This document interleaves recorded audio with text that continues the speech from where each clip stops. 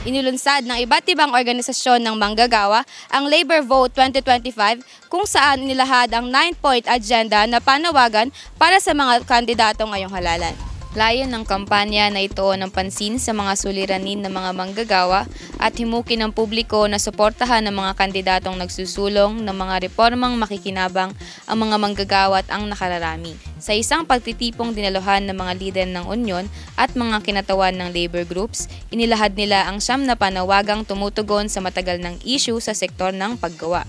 Kabilang dito ang mas mataas na sahod na sapat para sa pangangailangan ng pamilya at ang pagbaba ng presyo ng mga pangunahing bilihin. Isinusulong din nila ang pagwawakas sa kontraktualisasyon at ang pagbibigay ng regular at disenteng trabaho. Kasama rin sa mga panawagan ang ganap na pagkilala sa karapatan ng mga manggagawa na magbuo ng unyon at mag-organisa, gayon din ang pagpapalakas ng karapatang pantao sa loob ng mga lugar ng trabaho.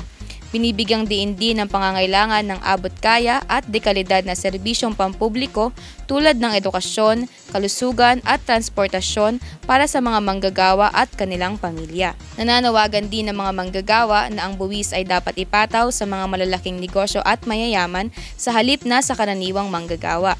Bahagi rin ng agenda ang panawagan para sa agarang aksyon sa krisis sa klima at ang pagsusulong ng maunlad na agrikultura at industriya upang lumikha ng mas maraming trabaho sa bansa. Isa rin sa mga pangunahing layunin ng kampanya ang pagwawakas sa diskriminasyon at pang-aabuso ng mga manggagawa, kababaihan, LGBTQ+ at iba pang sektor sa kanilang mga pinagtatrabahuan.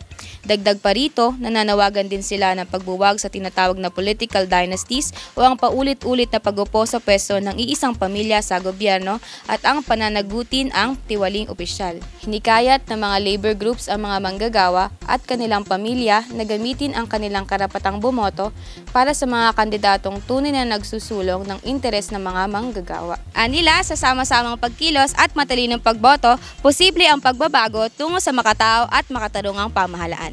Muli, ako po si Adeline Alegria, nag-uulat.